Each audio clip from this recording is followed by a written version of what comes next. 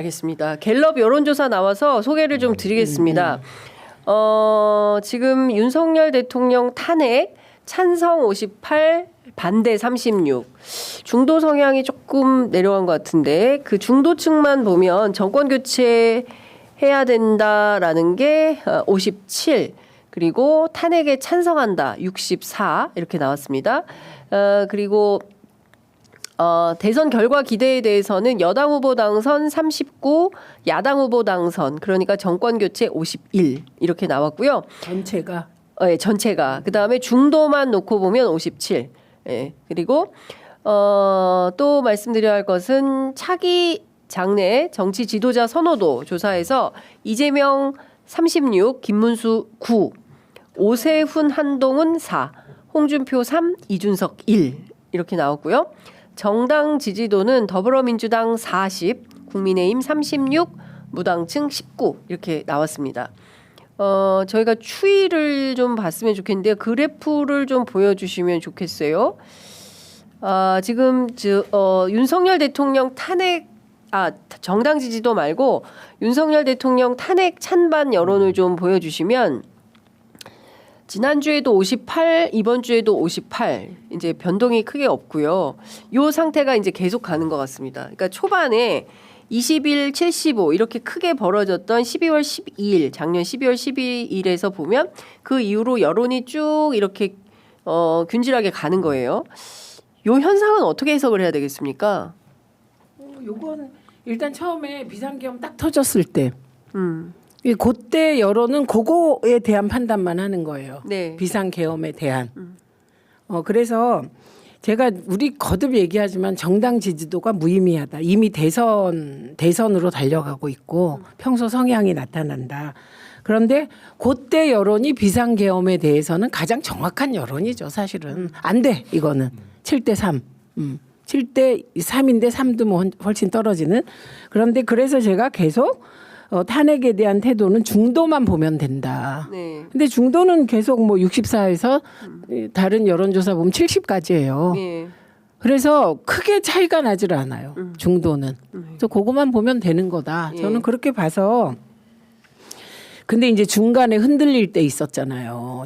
그 윤석열이 총 공세할 때 그때 여론조사 많이 흔들렸잖아요. 네. 그런데 이게 다시 제자리를 찾아가는 과정입니다. 네. 지금 보면 중도에서 윤석열 탄핵에 대해서 찬성하는 여론은 64, 그리고 반대하는 여론은 26입니다. 재밌는 것은 보수에서 그 반대인데 그 반대가 71이고 찬성 그러니까 보수하고 중도하고 여론이 좀 비슷비슷한데 완전히 반대로 나타나고 있다. 그리고 진보층에서는 뭐 압도적으로 윤석열 탄핵에 찬성하는 95대 3 이렇게 되어 있다라는 말씀 좀 드립니다. 이거 어떻게 보십니까, 의원님? 뭐 그 예상하는 그 흐름이죠. 그러니까 시간이 지나면서 탄핵에 대한 찬반도 그 개개인의 정치적 성향에 따라서 이제 찬성 반대가 좀 갈리고 있는 거고 뭐 계속 중도층의 표심을 관심을 갖고 봅니다만 그거는 거의 변함이 없이 거의 65대 뭐 25 비율 정도로 탄핵 찬성 비율이 높은 것이라 네. 이거는 국민의힘이 그 대선을 치르기에는 매우 안 좋은 환경인 거는 뚜렷해요. 근데 국민의힘의 당원들의 바람과는 달리 국민의힘의 정치인들 특히 그 실세 정치인들은 이미 관심사는 대선이 아닌 당권으로 넘어가 있는 상황이기 때문에 뭐 이거를 별로 개의치는 않을 것 같아요. 그러니까 예를 들어서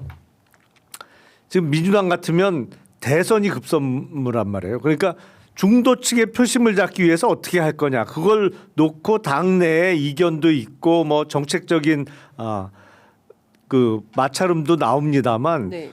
국힘은 그런 얘기 안 나와요. 왜냐면 당권이 목표. 중도층 표심 관심이 없거든. 그 뭐 대선은 뭐 후보 되는 사람이 알아서 하는 건데 그 후보 될 사람도 지금 솔직히 이길 수 있다라고 보이는 사람이 안 보이잖아요. 그러니까 대선은 그냥 대권 주자들의 관심사일 뿐이지 당의 정치인들의 관심사는 아닌 거예요. 네. 관심사는 당권을 또는 내 편이 잡느냐 못 잡느냐가 지금 관심사인 상황이 쭉 이어지는 거고 네. 그 단적인 예가 그거예요. 얼마 전에 국회 본회의 3월 13일 날 통과한 상법 개정안에 대해서 예. 민주당의 전략은 뚜렷해 보여. 네. 주식 투자를 하는 1,400만 개미의 표심을 잡겠다. 이른바 중도층 내지는 정치적인 성향은 국힘 지지층이지만 내가 주식 투자를 하니까 이거는 이번에 표는 열을 민주당 후보를 뽑을 수도 있는 가능성 있는 사람들을 잡겠다는 전략이고 네. 국힘은 상법 개정안에 대해서 반대잖아요. 사실상 당론에 가까운 의견으로 반대를 하고 있단 말이에요. 그러니까 네. 국힘 의원들은 일부 이제 소장파들이 그거에 반반은 하는데 이게 찬성표는 못 던지고 기권했더라고 몇 사람이. 네, 기권했어요. 네. 몇 사람은 기권해버리고 말았더라고. 네. 그러니까 근데 그건 뭐냐면 국힘은 이미 대선은 염두에 없는 거예요. 그러면서 한경련하고 똑같은 목소리를 낸단 말이에요. 그렇죠. 그 얘기는 뭐야? 아니 정치를 하는 사람들의 모임인 정당이 당연히 표를 쫓아야 되는데 표를 안 쫓아. 그리고 표 떨어질 소리만 해. 재벌 회장님들의 이야기만 대변하고 있단 말이에요. 네. 정치하는 사람이 표를 안 쳐주면 뭐를 쳐줘? 그러니까 지금 표를 안 쫓고 돈을 쫓는 형국인데 네. 이거는 정당의 성격과 반한단 말이에요. 반한다. 그 얘기는 뭐야? 대선이 관심이 없어요 기본적으로. 지금 저 얘기에서 예. 약간 들으시다가 돈을 쫓는다가 무슨 소리지? 예. 이 얘기 하셨. 네. 그게 무슨 말이냐면요. 정치인들은 딱 두 가지밖에 관심이 없어. 나에게 공천을 줄 대표 만들기.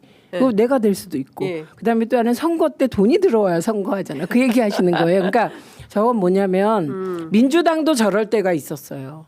예, 당이 지향이 없이 막 흔들리고 예, 예. 그러다가 세게 이제 주사 맞았잖아요. 예. 국민의당 생기면서 호남이 완전 나가버렸죠. 등을 돌렸잖아요. 그 이후에 최소한의 정치의 기준을 세우고 온 거예요. 그래서 그걸 이제 당원 중심으로 가고 네. 견제받겠다. 예. 그렇게 해서 지금까지 온 거거든요. 근데 저는 지금 이제 민주당이 우양우하고 있다 걱정하시는 분들이 있는데 이재명 대표 행보를 면밀히 보시면 그게 아니에요.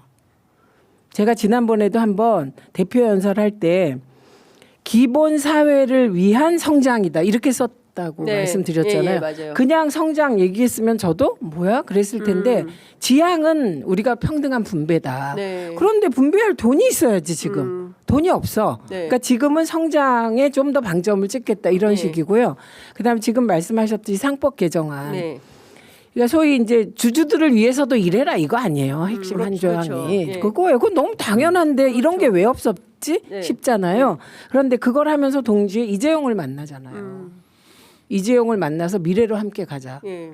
슬로건 그 뒤에 그렇게 붙어 있잖아요. 함께 미래로. 예. 예. 그리고 그 자체가 이재명 대표에게 씌워졌던 혹은 이재명 대표도 과거에 삼성에 대해서 갖고 있었던 예를 들면 아주 단면적 이미지 그게 그냥 그 사진으로 확 해소되는 거거든요. 그러니까 굉장히 명확하게 대선으로 달려가고 있어요. 이재명 네. 대표는 그리고 잘하고 있어요. 그거를.